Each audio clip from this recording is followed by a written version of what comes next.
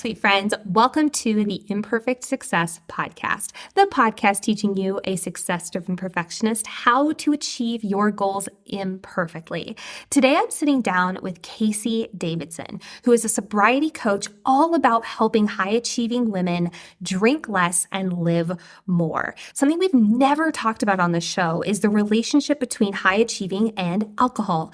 And I've been wanting to cover this for so long because stopping drinking, or at least vastly diminishing my drinking, has been one of the best decisions I have made when it comes to feeling better on a daily basis, lessening my anxiety, feeling like I'm putting less stress and pressure on myself, and getting out of people pleasing. And boy, oh boy, did Casey deliver on this. So let's dive in.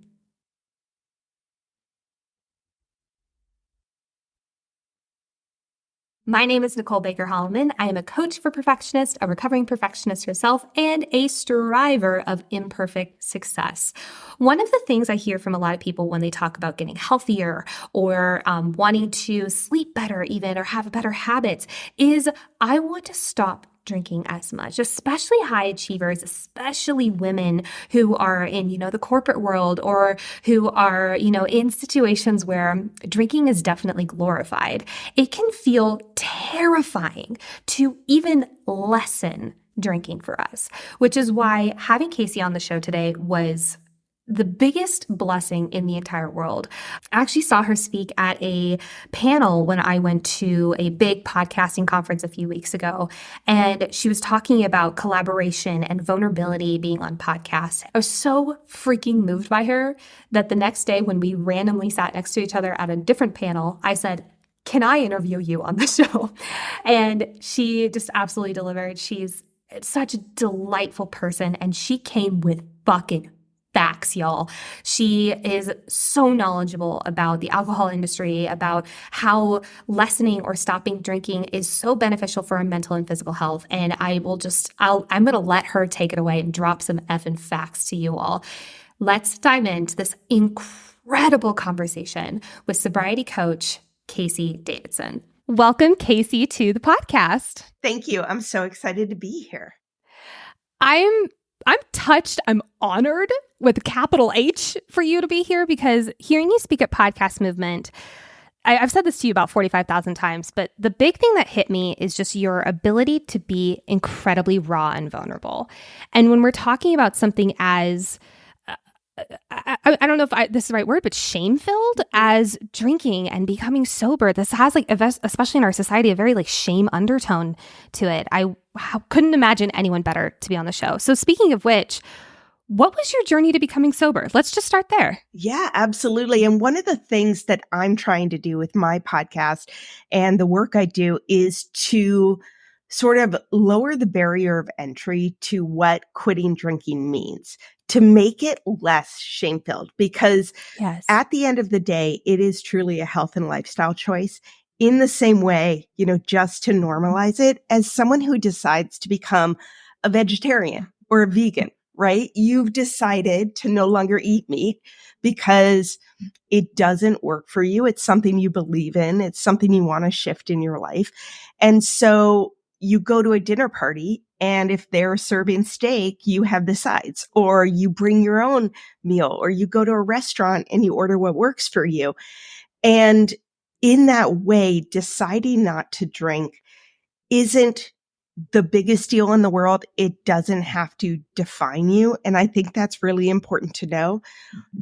In the same way, it is something that is so, celebrated in our society as a privilege of adulthood, as something, we've been taught our entire lives that drinking makes New Year's more special, that you need beer for football games, that you need wine for a girls' night out, that it brings you closer to your partner, that it's romantic, all these things, right? And so that's something that really needs to shift, because absolutely up until this moment, there is this idea that there are alcoholics. And by the way, I do not use that word. Interesting. And it isn't even a word in the medical community, full stop. It's called alcohol use disorder, mild, moderate, and severe. Almost anyone who drinks on a regular basis is somewhere on that spectrum. The word alcoholic has existed for a long time, but really was popularized by Alcoholics Anonymous, which was created over 80 years ago by two white men. And it is a self-imposed label that has no medical diagnosis. Do you know what I mean? I do. Wow. You're blowing my mind here already, Casey. Jesus. So I'm curious then. You said that everyone lays somewhere on this spectrum. Mm-hmm. What makes you say that? And can you give us an example of someone who's maybe on the, you said low? Yeah, mild. Moderate? Mild. Yeah. So on the mild end, and who might not know, oh, I am on the mild end, or even the moderate. Yeah. I mean, I think one thing that is very much shifting is the idea that we've been taught that moderate drinking is in fact healthier than not drinking at all. There was a study done, a single study 40 years ago that said that was funded by the alcohol industry, where they looked at people who drank, 2 drinks a week versus people who didn't drink at all versus people who drank heavily. Now, the people who didn't drink at all, by and large, were people often with medical conditions, so they could not drink, or people who had drank heavily and had stopped because it was an issue for them. The people who drink maybe 2 drinks a week, just, in terms of coincidence versus causality, tended to work out more. They tended to not have their entire social life revolve around drinking. They had other interests. So mild, would be to some extent someone who drinks within the recommended guidelines, which, by the way, are no longer the recommended guidelines. Yeah. But they were 1 drink a day for women, 7 a week, or 2 drinks a day for men, 14 a week, more, quote unquote, no more than. Well, the new medical guidance is that 3 drinks a week for women increases your risk of breast cancer by 15%. And any drink over 3 drinks a week increases it by another 10% per drink. And up until 3 years ago, the American Cancer Society was saying 1 drink a week for women, 2 for men. And they knew this information. I mean, what blew my mind, and let's be clear, I drank a lot. I was a red wine girl climbing the corporate ladder with 2 little kids. Drinking was my absolute favorite thing. And I was definitely on the moderate to severe end of the spectrum. I drank a bottle of wine a night, 7 nights a week, if I was not trying to not drink, right? That is a ton of alcohol. I was worried about my drinking. I was sort of vaguely hungover most days with a headache and a hangover. I tried to moderate every way I knew how to. I would sign up for 5:30 a.m. bar classes so I wouldn't drink too much the night before. I would sign up for running clubs at night so I wouldn't drink too much. I would switch from red wine to beer because I didn't like it as much. I would try to only drink on the weekends. Trust me, I was not a casual drinker, but there are a lot of women who are not casual drinkers either. I mean, my podcast, and we were talking about this, I look at this as a sign of how many women struggle with this. My podcast is for sober, curious women. Has over 1 million downloads, right? If you are struggling with this, you are not alone. Yeah. Oh my gosh. First of all, congratulations. Your podcast is amazing. I've listened to it quite a bit. What was the moment for you? No more, I'm done? Or was it a moderate change? What was that? What was the change there? I mean, I think as well for most of the women I work with and who listen to my podcast, they have not had giant external consequences from alcohol. High achieving, a lot of them are married with kids, working. We were talking about this earlier, a lot of women who drink a lot have this sort of perfectionist, high achieving / people pleasing persona that makes it really easy to drink to turn off your brain. So for me, it was like the death of a thousand cuts, right? Mm. I had been worried about my drinking probably since my son was like 6 months old. And like a lot of women, what opened my eyes was a book.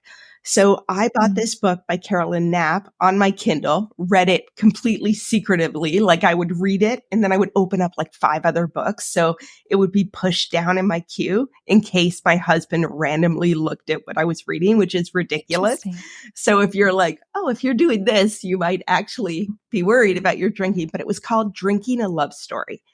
And there was a picture of a woman with red wine on the cover. And just from the first words, I was like, oh my God, that's how I feel about it. Like, I loved it. I loved the way it made me feel. I loved the way, it's really interesting substance. It's this combination of a sedative and a stimulant, right? It spikes your dopamine really high, but it also decreases your brain function.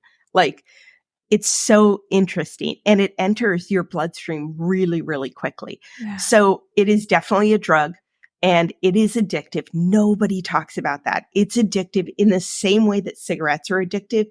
You go into withdrawal when you're not drinking and it affects your brain and your body to the point where spikes your stress hormone. Absolutely. It actually makes you more anxious. It spikes your dopamine really high to the point where your body regulates your dopamine lower, which is sort of your happy hormone. So you are not imagining that you are less happy when you are not drinking. You, in fact, are more irritable, more anxious, less happy, because that's what the substance has done. And you crave it to bring yourself back to that normal. So for me, constant hangovers, trying to moderate and not being able to moderate. I, would always, in the back of my mind as it started with a glass, started with 2 glasses, started with dates with my husband. Once I had kids, it took off. And that's because, oh, interesting. Yeah, it happens for a lot of women. So before you have kids, you typically are very independent, high achieving. I worked hard. My husband were like dual income, no kids. I had Pilates, I had girlfriends, I had guitar lessons, I had lots of interests.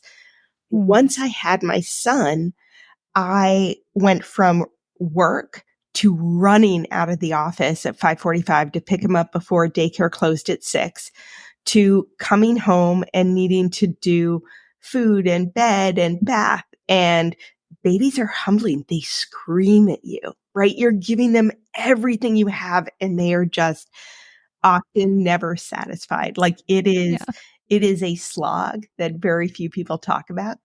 And a lot of women find drinking is something they can do while multitasking, right? You're feeding your kid like the bashed up bananas and he's throwing it all over and you're having a glass of wine. You rock him to sleep and he's screaming upstairs and you're trying to do sleep training and you have a glass of wine. You're playing your 20,000th game of Candyland and you have a glass of wine, right? Yes. And then you finally go to sleep from like triaging life. Your kid finally goes to sleep and you sit down either with your spouse or partner or with your computer, more likely to jump back onto work. And you're like, I deserve this wine. And it's just a slippery slope. Sorry, was that on topic? No. I have a follow-up question on that same. I love this. So one of the things I'm noticing on, especially with Instagram and Reels and TikTok right now, is this idea of like moms, like you're saying, deserving that glass of wine. And it is generally, I'm seeing it a lot more on like the mom side of Reels and TikTok, but it's this glorification of motherhood and drinking. I'd love to hear your thoughts on this because I've got many. Yeah. But I really want to give you the mic here and you just go on a rant because I'm really curious. I've actually done a couple episodes on the marketing of alcohol to women, including through influencers.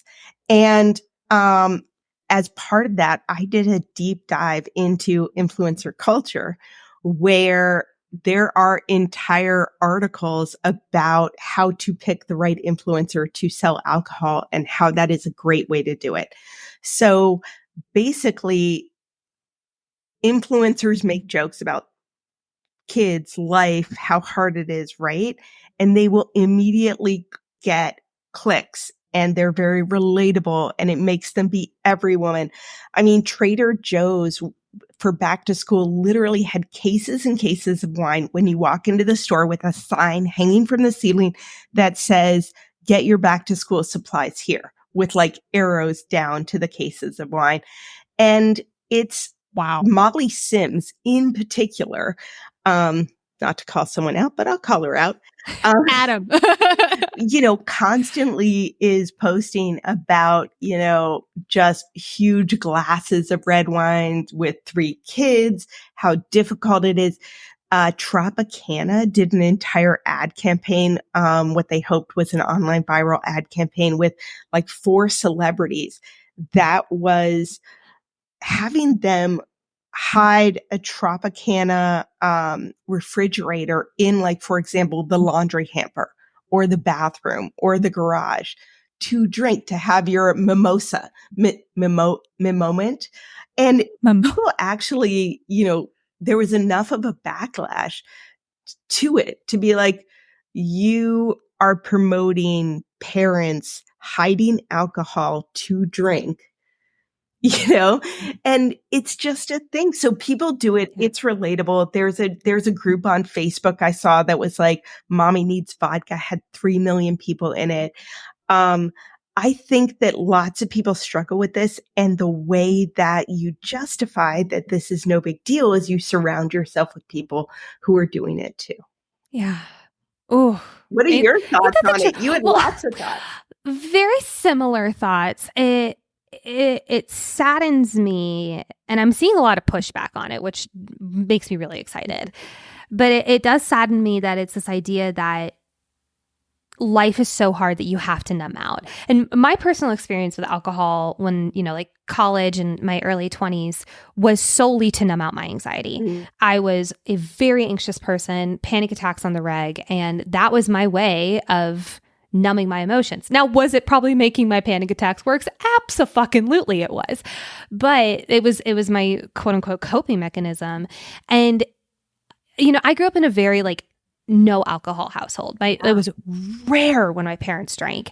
And when they did, my alarm bells went off, like something's wrong. Oh God. And I took that as okay, alcohol is bad and forbidden. And then one day the slippery slope happened. So seeing these posts about kids are so hard that I need a glass of wine. I'm not saying I'm against a treat yourself moment. I'm very much for a treat yourself moment, but a self-care moment is all about caring for self. And if that means having, for me, I'm a queen of a half a cider. I love a half a cider, not a full cider, a half a cider, because that's basically what I can do now and just feel it just tastes really good. Mm-hmm. But for me, doing more and having it as a, you're so difficult that I need to relax. It just sends a weird message that I'm not a personal fan of. Yeah. And I know a lot of people aren't either. Now, I love the idea of a self-care moment, but how about a massage or so I was going to ask mocktails, the mocktail industry is fucking exploding right now. Yes. Curious Elixirs with bars. I do too. I love it so much. And, I'm curious, what are your thoughts? Have you tried Curious Elixirs or an equivalent? I have tried them all. I actually have a course called the Sobriety Starter Kit, and I've got a 40-page guide to the best non-alcoholic options out there. I mean, beer, wine, spirits. You can get non-alcoholic tequila and vodka and everything else. There's kombucha, there's hop waters, there's mocktails, and it's really, really amazing. And by the way, the only reason it's exploding is because there's demand there. Yes, exactly. Every major alcohol company, Corona, Guinness, you name it, are having to come out with 0.0 or 0.5, which is essentially non-alcoholic versions.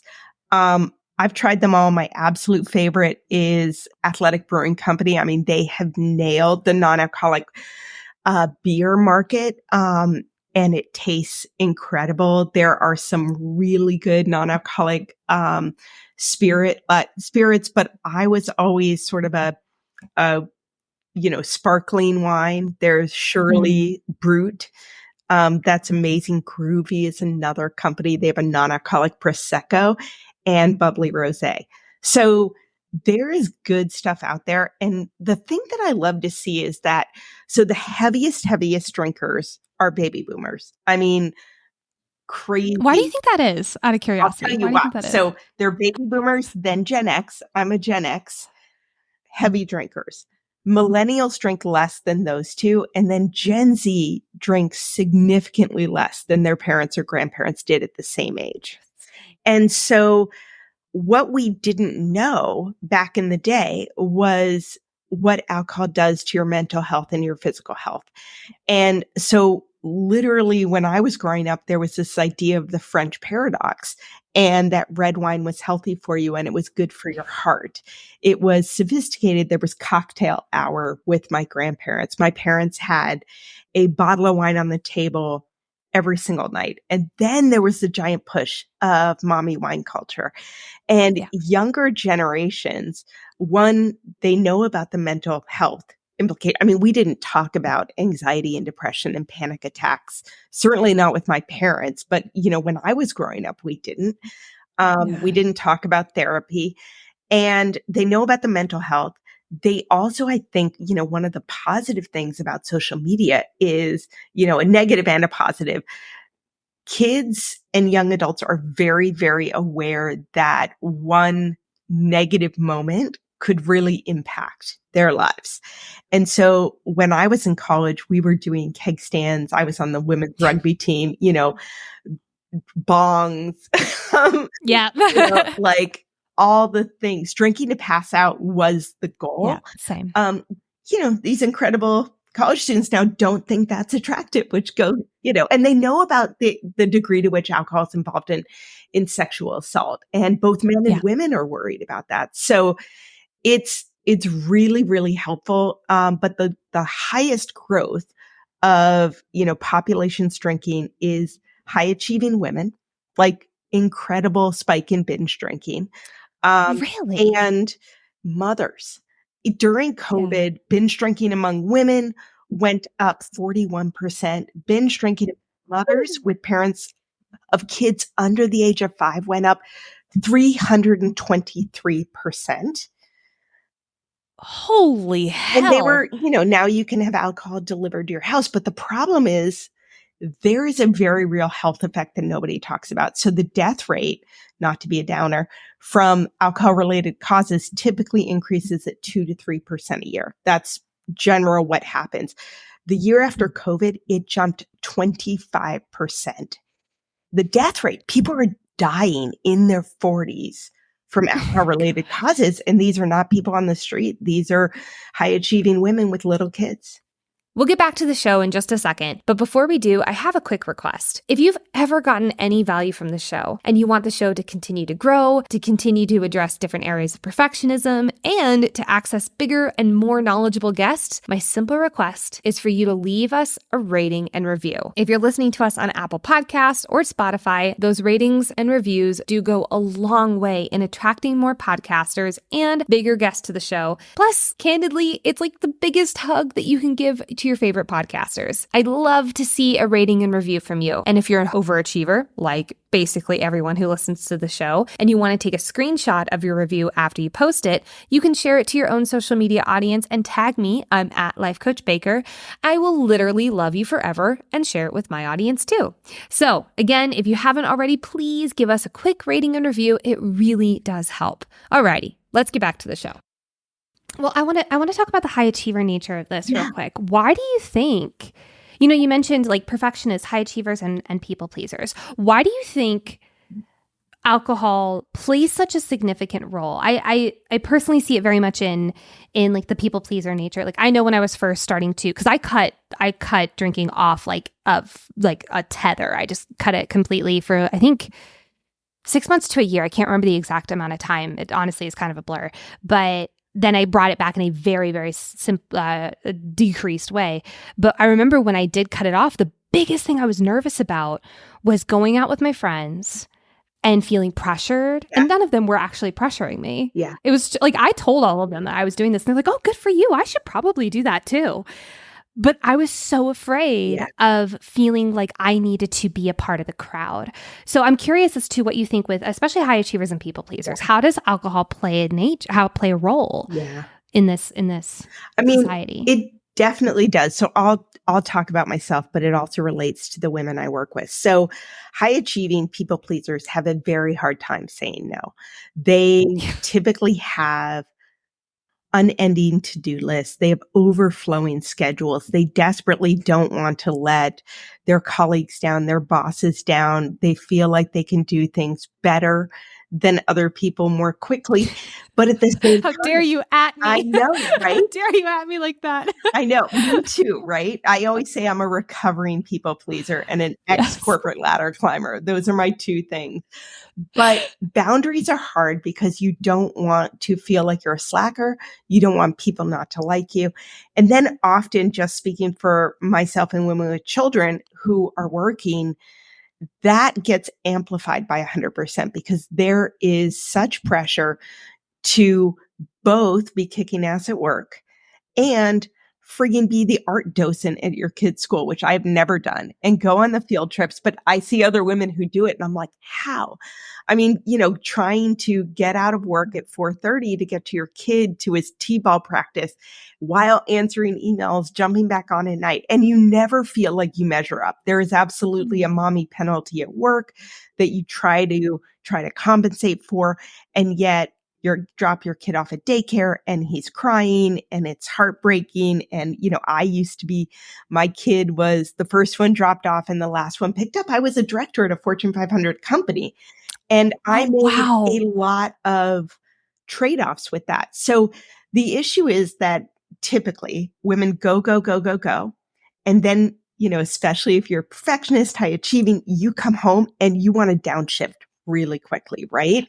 You do all the things with the kids and then you're like, I have 2 hours to take care of myself. And so the easiest, fastest way to downshift is to drink. And you want a Band-Aid so you can keep doing it all. I think Ann Dowsett Johnston, she wrote the book Drink. She calls wine the modern woman's steroid, allowing her to do it all. And right? God, that hits in the gut. Wow. Yeah. And if you don't know, you think it's helping you because it does hit your system immediately. It does shut off that like ticker tape in your mind of like, I can't relax because what about the business trip and this and that? And oh my God, it's Spirit Week at school and I'm going to kill myself. And it will shut down your mind. But the problem is it fuels anxiety. Most women who drink a decent amount wake up at 3 a.m. And any woman listening to this knows that. That's because alcohol kind of helps you pass out. Someone described it to me as it's like you're driving through mud. So you're driving along on a road, you hit the mud. The mud is alcohol. It slows you down. So you hit the gas, your body hits the gas. And then when you come out of the mud, when the alcohol leaves your body, you're screeching forward. That's the 3 a.m. wake up. Your mind is racing. You're probably sweating. I feel like I'm always sweating when the 3 a.m. wake up. I'm always like, why am I so hot? God. Right. I used to, you only know once you know, right? I didn't know for a long time. And I would go to my therapist and say, my job, my life, my work, my spouse, my kid, and of course you lie about how much you drink, right? On the form, you're like, a couple drinks, couple times a week. I mean, no one's like a bottle of wine a night, 7 nights a week. But I said, I have 3 a.m. wake ups. I'm so stressed out. And she prescribed me Ambien. So then I was drinking a bottle of wine a night and taking Ambien. So dangerous. You literally could go to sleep and not wake up. But I did that for years. Wow. Oh my God. Okay. I want to talk about the role of therapy in getting sober for you. Well, actually, first, I have a first question and then I want to talk about that. when you were getting sober and when you see other women, especially like the high achieving women who tend to, very all or nothing thinking, they want to be sober or they want to be, not sober, or like, there's kind of like, there's no real gray area. When it comes to the very beginning, what are some of the unknown imperfect moments when it first comes to getting sober? So many. I mean, the one thing I would say is that for the vast majority of women I work with, you don't actually want to stop drinking. I mean, for most people, it truly is a love-hate relationship. You love alcohol. You hate the way you feel in the morning. Like those are the two things.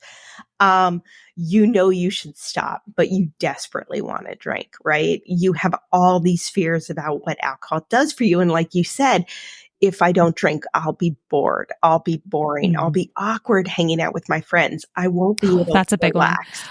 Right? Oh, yeah. So what will people think? Well, they think I have a problem, And so they don't actually want to stop drinking. They want to feel better. And so the way I approach it is don't think about forever. Don't worry about like, do I really have a problem with alcohol? Do I have to stop? Am I a quote unquote alcoholic? Because you could stay in that debating place for a very, very long time. What I really love to do is to lower the bar on the decision to say, this is a health choice, like deciding to run a marathon, right? Like if you weren't a runner and you decided to run a marathon, you probably would sign up for a couch to 5K. For me, that's dry January, sober October. 30-day challenge, right? You probably would read some books on training or connect with people on the internet. You would probably ask your spouse for support or your partner, your best friend, like, hey, for your spouse, like, I'm going to go on a long run on Saturday. Can you take the kids? I'm not going to go out drinking on Friday night because I have to get up early. Will you pick me up after my 12-mile run? Like your spouse doesn't need to do it with you to support you. So I'm saying all that because there's such a stigma around like, okay, the only people who stop drinking are alcoholics. Take a 100-day break. There's a good reason for 100-day over 30 days. If that's crazy, just do dry January, just do dry July, just do sober October. You will feel better. But the idea is that this is a period of self-care. This is an experiment. You know what your life looks like when you're drinking. So give yourself the opportunity to see how good you can feel without it, what new hobbies you might start, how much easier work might be if you weren't anxious, how much better you would sleep, how much better your skin would look. You wouldn't be bloated. But during that time, you actually need to lower the bar, right? Most of us drink to tolerate the way our lives have been set up, our schedules, our responsibilities.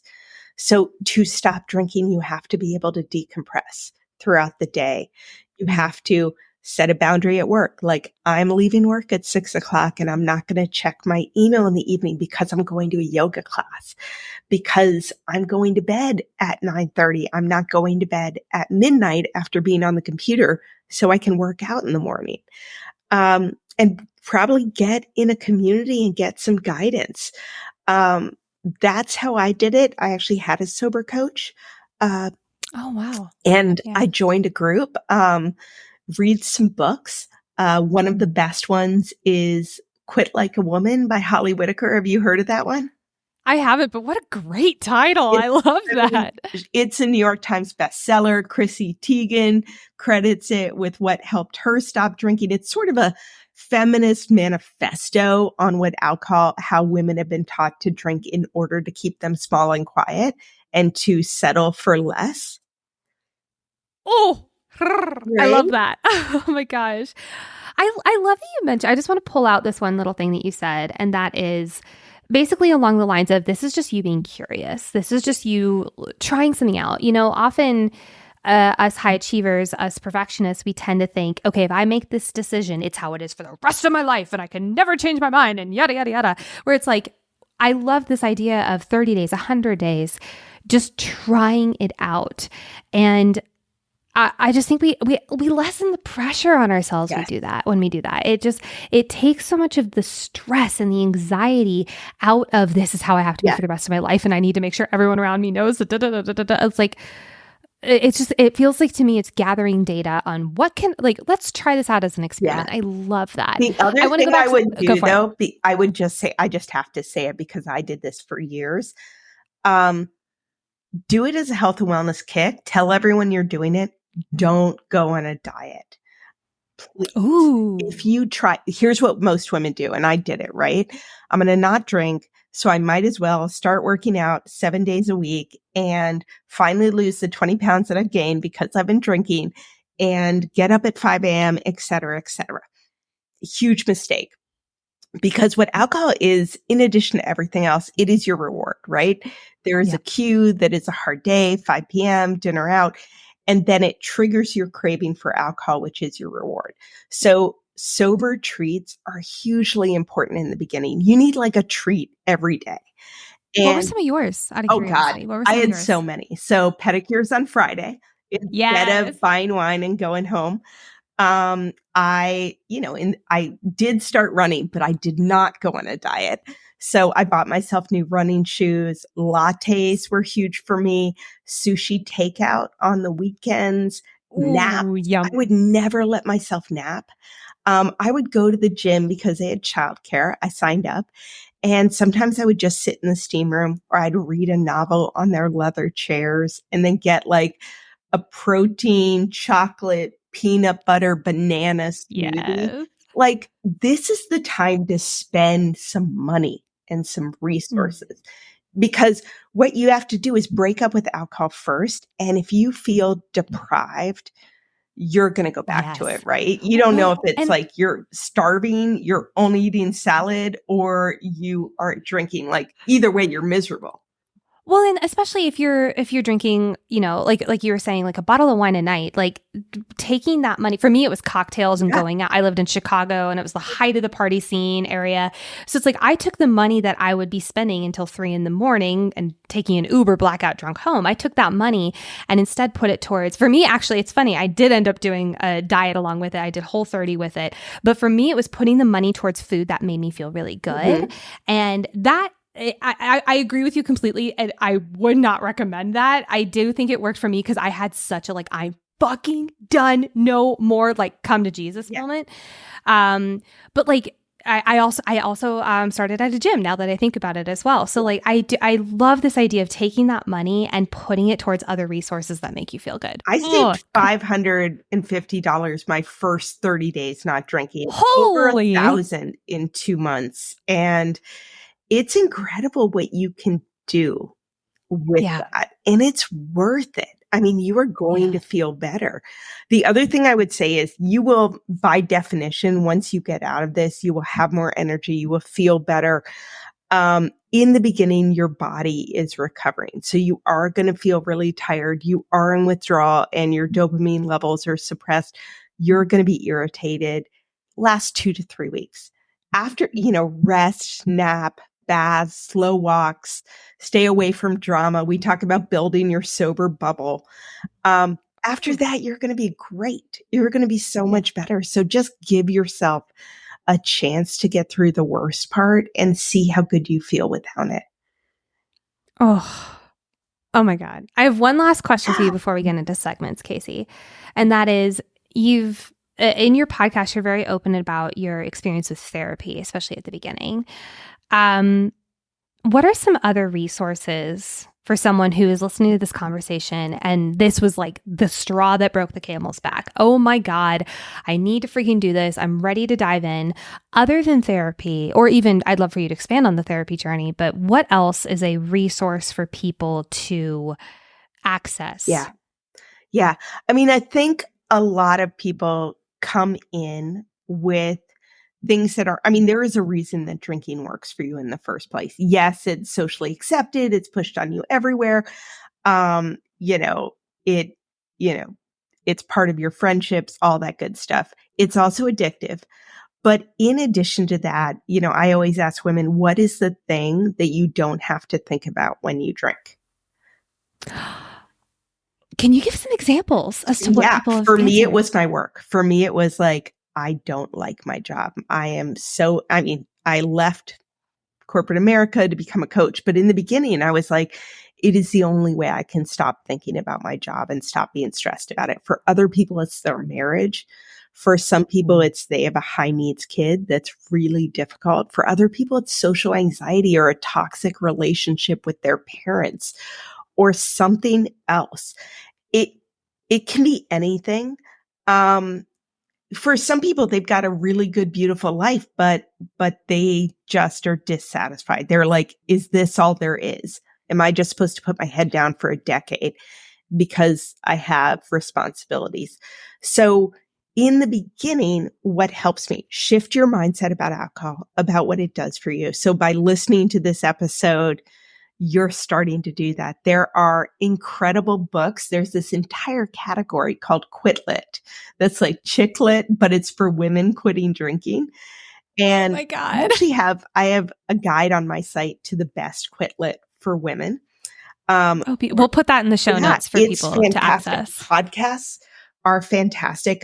Mine and a bunch of others. There are so many podcasts, with women talking about the sober curious movement, which is fantastic. And then find, on Instagram or on TikTok, just do hashtag sober curious, hashtag gray area drinking, hashtag sober. The world is changing. There are lots of younger people. There are lots of women. There are lots of mothers, out there talking about the fact that we thought alcohol would fix everything. And once you get away from it, you realize that you have been settling for like the smallest reward. It's like, you don't need wine. You need help and support and a break and fun and fulfillment. And that's harder to get, right? Yeah. Oh, you're amazing. I'm going to put all the links to what you just said in the show notes, especially your podcast, especially the book list, because I know for me, when I first started this, filling my ears with people who were a step ahead of me in the no longer drinking, and they were past the, oh my God, white knuckle, this sucks. Like they were past that stage. Yeah. I truly do believe that is what got me through that time. So thank you. I will have all of those in the show notes. Speaking of things that I'm also going to include in the show notes, you have a free 30-day sober guide. Can you talk about that? Yeah, it is 30 tips for your first 30 days. And it's really comprehensive. It goes into what to buy at the store, how to stock up on non-alcoholic beverages, why you need a protein snack at 4 p.m., to how you will feel on day 5 in your first weekend and day 16, what to listen to, some mindset shifts. So it's a great place to start, just because a lot of us are like, all right, I'm not going to drink today. I'm not going to drink until Thursday. And then they wonder why they break. I mean, there is a playbook. Stop white knuckling it. You can make it easier. Oh, I'm going to check this out because I'm so curious, and I can't wait to read up on everything you have. Casey, I always ask people the same 2 questions at the end of every conversation. And the first one is, how were you a perfectionist this week? Because we so often hear in the personal development world, oh, I woke up at 5 a.m. and I did all my journaling for 4.5 hours. And there's very much this high standard that we equate ourselves to. Let's bring it down and show how we are human. How were you a perfectionist? Oh my God. I was laughing because I was talking to someone the other day. So picture this. I went to my eye doctor yesterday for my annual, checkup or whatever. And, you look into the thing and you're supposed to click this button whenever you see something in your peripheral vision. And I was concentrating so hard. I wanted an A+ on the peripheral. I wanted to hit every single one at the right moment. In fact, at one point, I hit it at the wrong time, just whatever. And I was like, oh no, not that one. In case he was grading me. It was so pathetic. And then afterwards I was like, oh my God. Oh my God, I love that so much. I also went to the eye doctor yesterday, and I feel very called out because I had a similar moment with the retina. It was like the retina, like, scanning thing. And you have to like put your eye in this thing. And if you press hard enough, you get a red circle. And if you press a little too light, it's a yellow circle. But in the middle, it's a green circle. And I kept on like, oh my God, I can't get the green freaking circle. And she's like, it's okay. I'm like, oh my God.